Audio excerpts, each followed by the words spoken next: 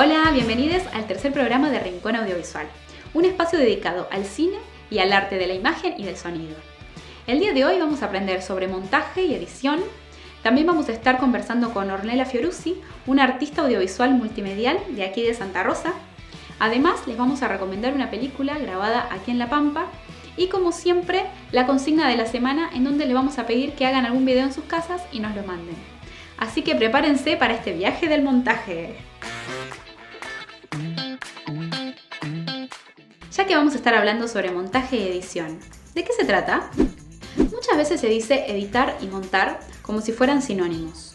Lo que es cierto es que ambas tareas forman parte de la postproducción de un video, es decir, que se realizan una vez que ya se ha grabado el material. Sin embargo, el montaje es algo que se puede empezar a pensar desde la concepción misma de la idea, ya que tiene que ver con el orden, la forma y el ritmo en que se combinan las imágenes y los sonidos. Entonces podríamos decir que el montaje es el arte de darle forma al video y unir dos planos en su punto justo, vincular ideas, generar emociones, de poder transformar imágenes y sonidos en un todo que tenga coherencia, que tenga estilo, que tenga ritmo, que transmita un mensaje y pueda llegar a los espectadores. Muchas veces se arman guiones técnicos donde se detallan plano por plano lo que veremos luego cuando el producto esté terminado. En ese caso, el montaje es mucho más sencillo, ya que debe ir ordenando las partes siguiendo el guión técnico. En otros casos se trabaja sin guión, y la persona encargada del montaje, denominada montajista, debe hacer uso de su intuición y su creatividad para encontrar la mejor forma de montar el video. La edición, por otro lado, tiene que ver más con el uso de un software de edición y de hacer todo tipo de retoques, desde el color, transiciones, efectos de imágenes y sonido, saturación, contraste, cámara lenta, cámara rápida, entre miles de recursos posibles. Y este proceso sería la última etapa en la creación audiovisual. Daría como resultado el producto final, es decir, el video terminado.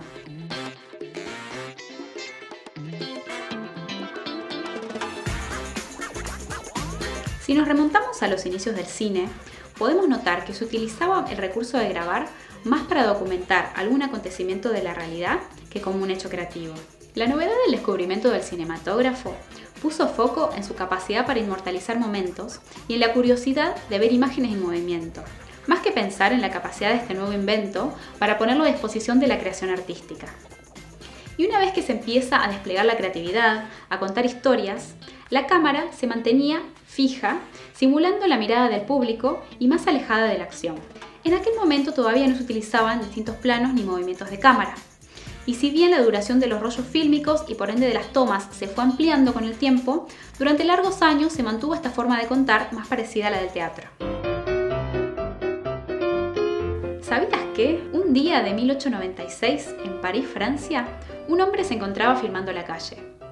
Ese hombre era Georges Méliès, un mago que recientemente había creado una versión casera de la cámara filmadora, tras no poder comprarles el invento a los hermanos Lumière, inventores del cinematógrafo. Frente a su cámara pasaba gente caminando, niños saltando y un colectivo tirado por caballos, hasta que la cámara se trabó. Entonces Méliès le dio un par de golpes y la cámara siguió grabando. Al revelar el material, notó algo nuevo. Durante los segundos que la cámara no grabó, los niños se convirtieron en caballos, los hombres en mujeres y el colectivo en un coche fúnebre. El mago quedó deslumbrado con esta nueva técnica y comenzó a utilizarla como truco en sus nuevas películas.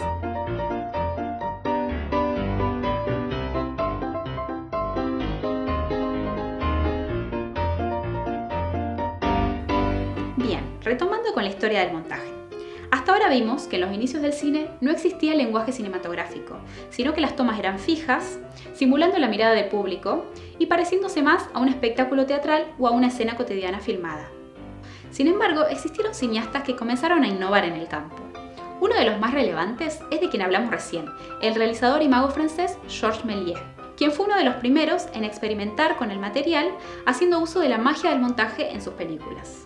Aquí podemos observar cómo Méliès hace uso del corte para hacer desaparecer a la señora sentada en la silla, lo que se conoce en inglés como stop trick o truco de parar. Este podría ser uno de los primeros usos del montaje con una intención creativa y narrativa. Además, aprovechando su oficio de mago, realizó películas con escenografías y vestuarios estrambóticos. Utilizó todo tipo de efectos como superposiciones, desvanecimientos, fondos negros, efectos teatrales y pirotécnicos e ilusiones. Sin embargo, la verdadera pionera del montaje, quien fue también la primera directora de ficción, allá por los inicios del cine, fue Alice Guy Blaché. Alice asistió a la primera proyección de la historia del cine, los trabajadores saliendo de la fábrica Lumière, y quedó fascinada, encontrando en este nuevo medio la posibilidad de contar historias. Ya teniendo experiencia en el teatro de ficción, se abocó a la creación de películas, haciendo uso por primera vez del montaje de forma narrativa. En abril de 1896, Alice dirige El hada de los repollos, una versión del cuento francés en el que los niños nacen en repollos y las niñas en rosas. Es considerada la primera película que contó una historia que duró más de 1 minuto y que, además, incluía montaje y trucos visuales en imágenes en movimiento. Lamentablemente, Alice no es conocida como Méliès por el simple hecho de ser mujer, así que próximamente se viene un especial sobre Alice Guy para que podamos conocerla mejor. Otro cineasta que cobra protagonismo a principios del siglo XX y es considerado uno de los padres fundadores del montaje en el cine es Edwin Porter, quien trabajaba en el laboratorio de cine de Thomas Edison, el creador del kinetoscopio, uno de los primeros inventos para ver imágenes en movimiento.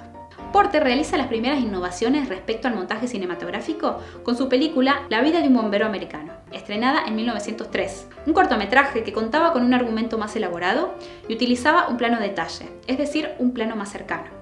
El film fue toda una innovación, ya que se animó a unir metraje grabado en distintos momentos y lugares, arriesgándose a que el público de la época perdiera el hilo de la historia. Sin embargo, esta nueva forma de contar que planea Porter no solo funcionó y se logró comprender, sino que sentó las bases del lenguaje cinematográfico, lo que permitió contar historias mucho más complejas. Pero el montaje, más parecido a lo que conocemos hoy en día, llegó de la mano de Griffith. David Ward Griffith fue uno de los primeros en usar recursos como el flashback, una técnica que altera la secuencia cronológica de una historia, viajando al pasado y generando una conexión con el presente. También combinó muchas otras técnicas de la época como la variación de planos, los insert, el montaje en paralelo, el traveling y las variaciones de ritmo en la edición, con la intención de que tuvieran un efecto dramático en la historia que se narraba. En esta escena de Orphans of the Storm, de Griffith, traducida como Las dos huérfanas, vemos un paralelismo entre la mujer que va a ser ahorcada y los hombres que van a rescatarla. Este recurso se conoce como montaje alterno, donde se intercalan 2 escenas que ocurren en simultáneo. Griffith estableció las reglas del montaje clásico que luego dio como resultado el montaje transparente o invisible, que es el más utilizado en la actualidad, en donde se busca que todo el aparato cinematográfico pase desapercibido, buscando generar una fluidez y una continuidad cercana a la realidad, en donde nos olvidemos que estamos viendo una película. Las posibilidades y categorías de montaje son tantas que no nos alcanza el programa para hablar de todas, así que seguiremos indagando sobre este bello arte en próximos capítulos. A modo de conclusión, podríamos decir que el montaje cinematográfico aparece cuando los realizadores comprenden que la organización de las tomas en sus películas podían hacer que cobrara mayor dinamismo. Podían contar las historias desde otra perspectiva, utilizando planos más cercanos o más lejanos y distintos puntos de vista.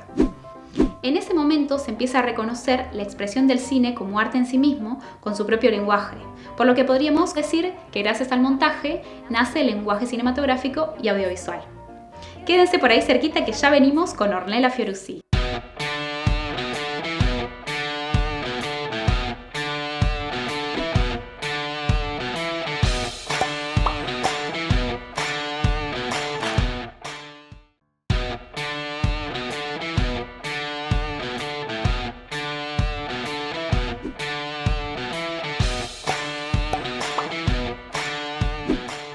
Bueno, aquí seguimos en el segundo bloque de Rincón Audiovisual. Ahora llegó el momento de hablar con Ornella Fiorucci, una artista pampeana que nos va a comentar un poco sobre su experiencia con el montaje. Orne, ¿cómo te autodefinís en lo profesional? ¿Montajista, realizadora audiovisual? Sabes que eso siempre me costó bastante y lo tengo que ir actualizando porque siempre me gustó hacer diferentes cosas y es tan diverso a veces que cuesta encuadrarlo en algo. La última definición que encontré para definirme a mí misma es artista audiovisual multimedial. porque más allá del montaje, lo que más me gusta hacer en general es intervenir la imagen, que está más dentro de lo que es el proceso de edición. Todo lo que es generar realidades alternativas, ponerle esa magia final, el toque final que se le da a la imagen en movimiento. Como a veces utilizo muchos programas alternativos y efectos, y creo que la palabra multimedial le aporta eso porque sale de lo tradicional por momentos. Por ejemplo, para hacer el reel audiovisual, ¿viste? Que es como el currículum, me costaba mucho también hacerlo porque era, ¿qué pongo? El de camarógrafa, el de editora, el de montajista, ¿cómo me defino? ¿Qué es lo que quiero ofrecer? Y a veces hace tantas cosas, y eso porque a su vez hice un recorte en mi carrera, porque en realidad hay muchas cosas que me gustaron en el camino de la carrera. Me gustó mucho hacer guiones, me gustó hacer sonido, y yo, bueno, no, tengo que elegir algo en lo que me quiero perfeccionar, porque tengo que hacer un recorte de todo esto, porque si no, no voy a hacer nada al fin y al cabo, ¿no? ¿Qué relevancia tiene para vos el montaje en una producción audiovisual? El montaje para mí es el momento crucial donde se ve si funciona todo lo que sucedió en el rodaje, ¿no? Todo lo que es, puede haber muy buen vestuario, muy buena iluminación, muy buen sonido, pero como que la hora de la verdad es en el montaje. Se entiende, se transmite lo que se quiere hacer. Es como la construcción final que me parece... Igual todos los roles son muy importantes, pero a mí me pasa en particular con el montaje, que es como el momento donde me doy cuenta que funcionó. Porque a veces es tan abstracto verlo en planilla, planificado en un guión. El momento de montaje es el momento de la verdad. Si todo lo que fantaseamos y lo que vimos en nuestra mente se entiende, lo pudimos transmitir. Orne, ¿cómo llegaste al montaje? Más que nada, el montaje apareció en mi vida porque no tanto por la ambición de querer ser montajista, sino a mí siempre lo que me interesó fue esto de intervenir la imagen. Yo antes venía desde la fotografía, y cuando empecé audiovisuales, lo que más me fascinaba era pensar cómo intervenir las imágenes, como las hacía con Photoshop, cómo hacerlo con imágenes en movimiento. Eso era algo como una ambición que tenía, que la logré concretar muchísimos años después, porque herramientas como el After Effects no eran tan accesibles en ese momento. Y creo que, bueno, esto de que me gusten aprender nuevo software, que era como la vía para llegar a aprender a hacer esa intervención de imágenes, era empezar a hacer el rol de montajista. En los grupos de la facultad me empecé a ofrecer con ese rol. Así, de alguna manera, sentía que era como el paso previo a aprender las otras herramientas que venían después. Después resulta también que en grupos pequeños se agrupan roles en personas, donde en general la edición se agrupa también con montaje, y a veces hasta sonido y corrección de color y hasta créditos, según la cantidad de gente que haya en el equipo. Entonces el montaje era el pie para entrar a investigar esas nuevas herramientas y esos roles. Pero sí, siempre estuve en el rol de la edición, postproducción y montaje, y camarógrafa, pero porque éramos pocas personas, entonces siempre tenía que recurrir a varios roles. Y de alguna manera también, cuando vuelvo acá a La Pampa, lo que más se ofrecía como para trabajar laboralmente era gente que sepa editar. Entonces eso involucraba el montaje necesariamente. Me sirvió mucho también esto de haber aprendido muchas herramientas, porque hay veces que en el rol de montajista se pide que hagas todo. Entonces eso me servía también para hacer producciones propias o experimentales, o enfrentar trabajos con pocas personas, porque yo por lo menos podía resolver lo que era la última etapa, ¿no? La que te da el producto final. ¿Vivís actualmente del montaje? ¿En qué consiste ese trabajo? En la actualidad, el montaje que hago en general es más bien, por un lado, en un trabajo, tengo mucho lo que es el montaje de entrevistas. En realidad es como notas a personas y lo que se le dice insert, que serían como planos para vestir la nota. Después hay otro programa donde empiezo a hacer con ficciones, trabajar con ficciones, y ahí sí puedo utilizar más recursos del cine tradicional, por así decirlo, donde hay, no sé, plano y contraplano, continuidad y una construcción narrativa. Lo que me pasó muy interesante cuando entré en uno de los trabajos, con respecto al montaje fue que ni bien entro me dicen que querían empezar a hacer contenido para adolescentes, para que la gente que va a la escuela vea ese contenido y se enganche y lo sigan en redes. Y lo que me pasó ahí era que me decían, bueno, queremos recurrir a recursos de TikTok. Y yo no consumía TikTok, entonces me lo descargué, empecé a ver, hay como un nuevo código que se está generando en TikTok de comunicación audiovisual, muy interesante. Pero también me doy cuenta que utilizan recursos del montaje tradicional que los están aprendiendo de una manera quizás más lúdica, pero esto de lo que es el eje, el plano y contraplano, quizás no lo aprenden de una manera como tradicional de alguien enseñándoselos, pero sí lo están aprendiendo, incorporando, porque generan ficciones con una sola persona, interpretan personajes y crean que esa realidad utilizando esos recursos del montaje. Y también hay otros recursos que utilizan que son, por ejemplo, todo lo que es dirección de mirada, por movimiento, también las transiciones de tapar la cámara o de hacer un golpe y que aparezca algo. Yo creo que ahí en TikTok se abrió como una puerta para esta generación, aprender esos recursos de montaje que antes quizás estaban muy teorizados o que para aprenderlos tenías que ver a Hitchcock o leer libros de Eisenstein. Y acá como que lo están aprendiendo muy naturalmente por ver a otros influencers, y eso me pareció muy interesante.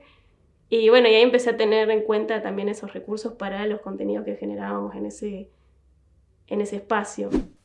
Bueno, Orne, te agradecemos un montón por tu tiempo y por todo lo que nos has comentado. Siempre es una alegría poder compartir e intercambiar con colegas. Les dejamos y ya venimos con más Rincón Audiovisual.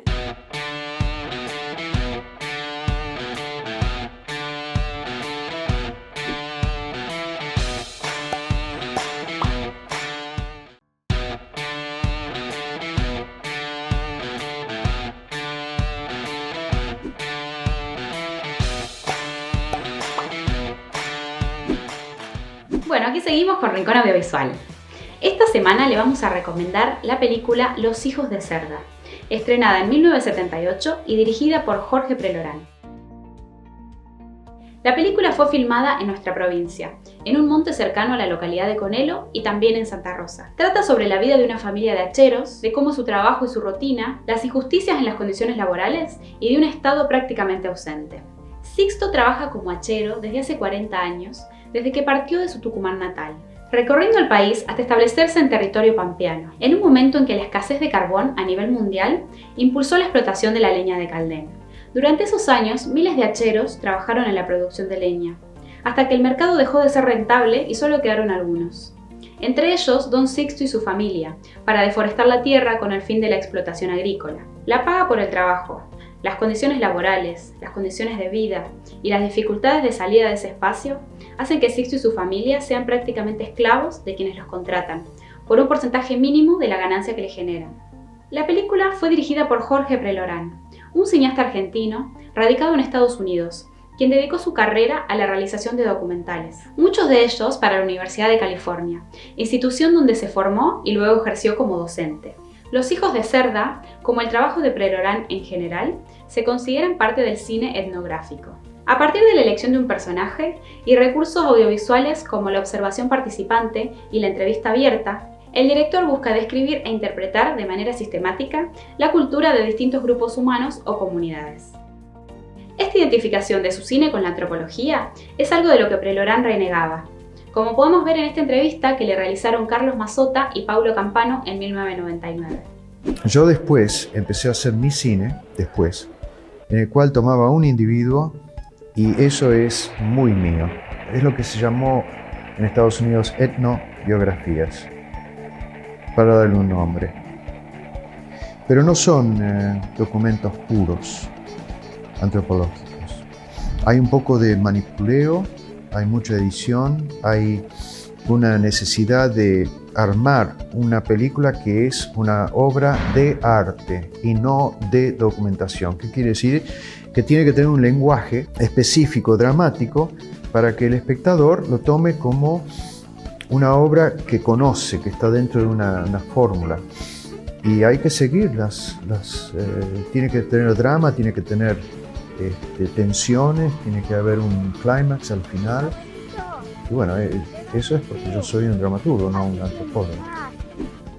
Además de ser un importante documento de la historia de nuestra provincia y su gente, la película es entretenida y cercana, bella estéticamente, en particular en su fotografía, capaz de mostrar hermosura en un contexto difícil.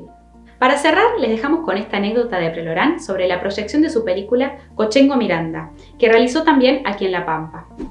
Trajeron grupos electrógenos, trajeron cerveza, trajeron de todo.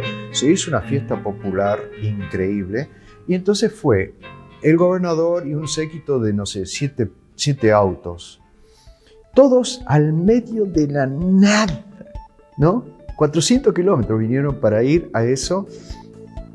Llegaron ya casi de noche y fue una noche en que hubo un ventarrón tan grande que yo nunca había visto en mi vida, un ventarrón de eso de novela. Y la arena se levantaba y qué sé yo. Entonces pusieron sobre un camión una lona y lo ataban, qué sé yo.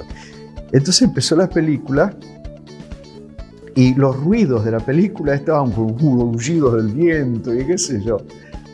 Era absolutamente Macondo, ¿viste? No existía. Y después de la película, bueno, se fueron todos los funcionarios y quedó la gente, se calmó el viento y a las 2 de la mañana la pasamos de nuevo para la gente del lugar.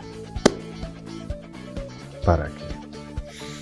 La gozaron, se veían, hacían chistes, estaban viendo. Imagínate, ¿cuándo vas a ver algo, un espejo tuyo en tu lugar? A ver si adivinan de qué se trata la consigna de esta semana. Sí, ya que estuvimos hablando sobre montaje, les vamos a pedir que hagan un video cortito donde utilicen por lo menos 3 tomas.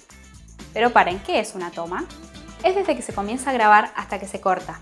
Es decir, que no sea un video grabado de principio a fin, sino que tenga algunos cortes. Y lo importante aquí va a ser cómo unen esas partes, es decir, cómo hacen uso del montaje para contar una historia, decir algo o transmitir un mensaje. Por si ya se olvidaron, les recordamos un poco lo que vimos hoy. Para hacer el video pueden usar el recurso del Stop Trick de Méliès para hacer desaparecer algo, pueden usar el clásico plano contra plano en una conversación, pueden aprovechar el movimiento de un objeto o de un sujeto para hacer la unión entre un plano y otro, también pueden unirlos a través de la mirada de alguien y luego mostrar lo que mira, o pueden inventar su propia forma de contar. Lo importante es que sea algo que puedan realizar en sus casas, con el dispositivo que tengan a mano, que puede ser la cámara de su celular, y que busquen alguna historia o alguna idea simple que no les dé demasiado trabajo y que sea fácil de concretar. Cualquier duda o consulta que les surja o para enviarnos el material, nos escriben a nuestro Instagram. En el próximo capítulo estaremos conversando con Silvana Staudinger sobre su nueva película y sobre el festival Nuevas Miradas de San Antonio de los Baños, Cuba. También vamos a aprender un poco sobre movimientos de cámara, panorámica y rol. Así que nos vemos el próximo capítulo. ¡Chau, chau!